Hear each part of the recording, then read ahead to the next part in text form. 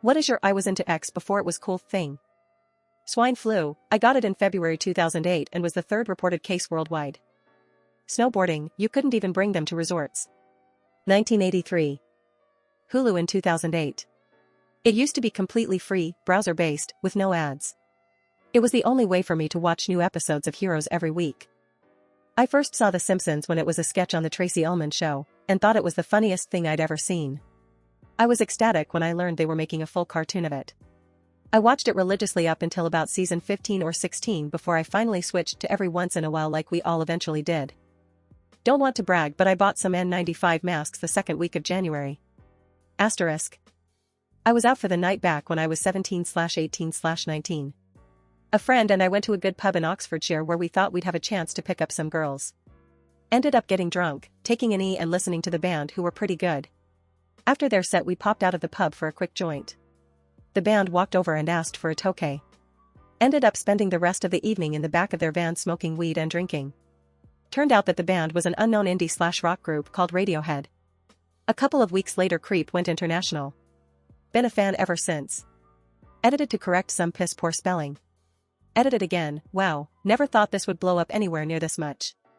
Thank you to the generous people who have given me awards, especially the gold one. Sent an electronic mail message from my car using a HP 48G calculator and a ham radio in 1993. That feat got published in a technical magazine. Nothing about that first sentence sounds cool, but I know the G is for gangster. Had Tesla stock at $28.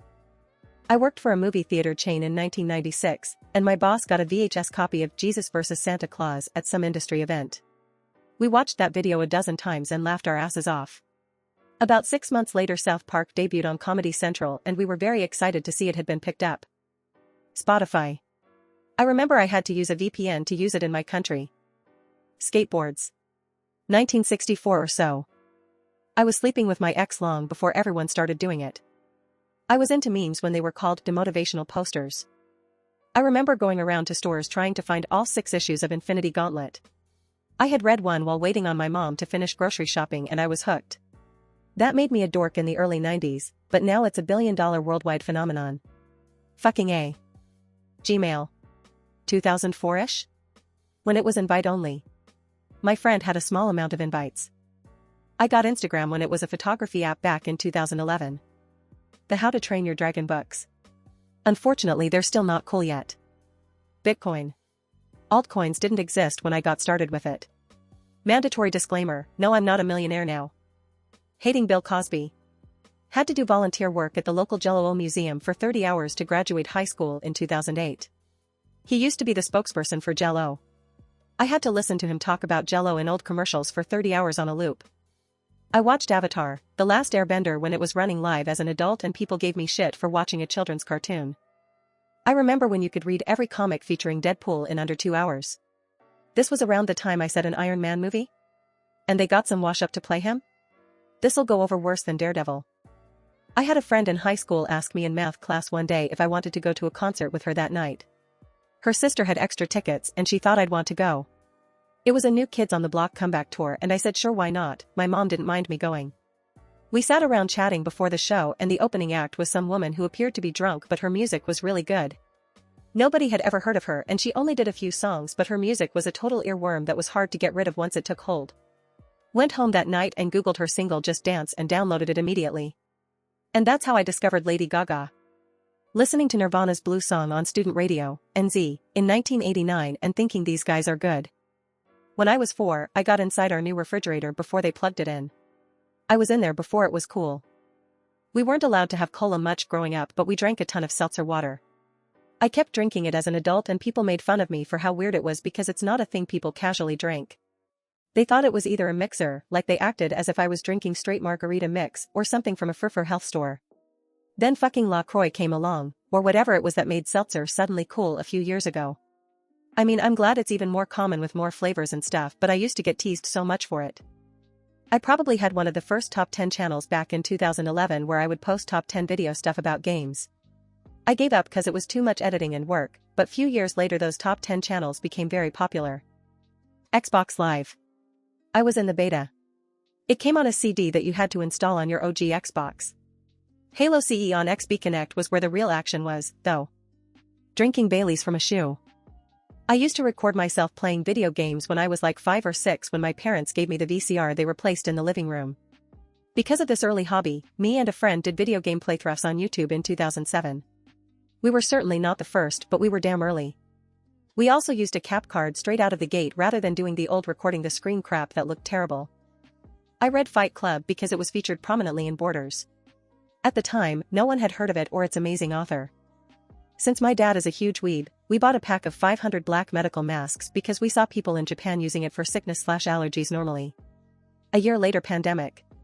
Being a degenerate weeb pays off, my dudes. Bonus story, once I wore one of these masks to school and the principal confiscated it because it was distracting even though I had a mild cough and sore throat. I bet you feel really stupid right now, Mr. Malavar. Reddit. This account is rather recent, but I discovered the platform in its infancy.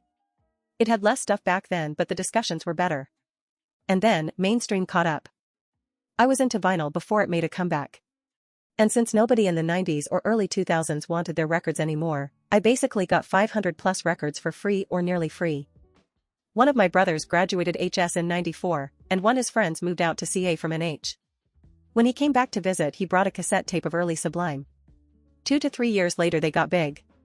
5 to 6 years later everyone in junior high had that Sun t-shirt and were trying to say that they discovered the best band ever. A similar thing happened years later with the Dropkick Murphys, but I'm not really into them, so I don't mind letting that one go. Seeing a therapist regularly. I started watching Smosh videos when they had just a couple of them uploaded. They were probably the first YouTubers I watched religiously. Their first food battle videos were hilarious. There was nothing like good old Smosh. I had computers back when all they had was 8 KB of RAM and a cassette drive for programs, and you would often spend all night typing in the program printed in a magazine to play it, just to then have to go through it all due to a typing error. Tandy TRS-80 Model 1/1980. Computers didn't really become popular at home until Commodore 64 etc. Also had the Sorcerer and Acorn and an old MSI 8080 back then too. Helped a bit when the school finally got Apple IIe computers. Coincidentally, that's the last Apple computer I've used, smiley face. I can see the use for them, but they would personally send me bats hit crazy versus PC. I read The Hunger Games before it was popular. I followed the Joe Exotic saga for years. I'm one of, like, 20 libertarians in the state. K-pop. Way before Psy and BTS. When Gangnam Style was being played in bars, I was pretty shocked.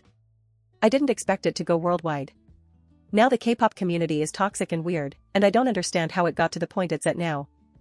When I started college in 1993, the first real big party I went to was a sorority party with a band. I was there before they went on, and when I saw they had a saxophone set up on stage, I, having played alto sax in HS, set my beer down on the stage in front of where the sax player would be. They wound up being really good live, and a few weeks later the Dave Matthews Band first album came out, and I bought it first day. I'll never forget taking that CD home at Christmas break and playing it for high school friends who said, "What the fuck is this shit?" The next year they all apologized because they were all into them once they got popular. I saw them a few times, but after they got super big I really didn't like any of their new material and quit listening to them. The last time I saw them I remember seeing Daisy Fuentes outside the theater interviewing people after the show and had a feeling they were about to be a big MTV band. However, from time to time I'll hear an old tune of theirs and will remember when I thought they were very cool. I saw Tegan and Sarah when they were an opening act that they didn't even bother to turn down the lights for. Now it's like $60 for a ticket to theater shows. I was reading Harry Potter from like, day one. I remember how this happened so clearly. My dad's birthday landed on the same day that the book was released in the US, September 1st, 1998, and we got him a gift certificate to Barnes & Noble, among a few other things. The very next day, my dad and I went to Barnes & Noble. He picked 2 books, one was a New York Mets coffee table book and the other was the newly released Harry Potter and the Sorcerer's Stone, which he handed to me. There were stacks and stacks of them on a display table right at the front of the store. He mentioned that he had read an article about how good the book was a few weeks prior, and that it would be releasing in the US soon. We were in the store for all of 5 minutes. I read the first 2 chapters on the way home, and was immediately hooked.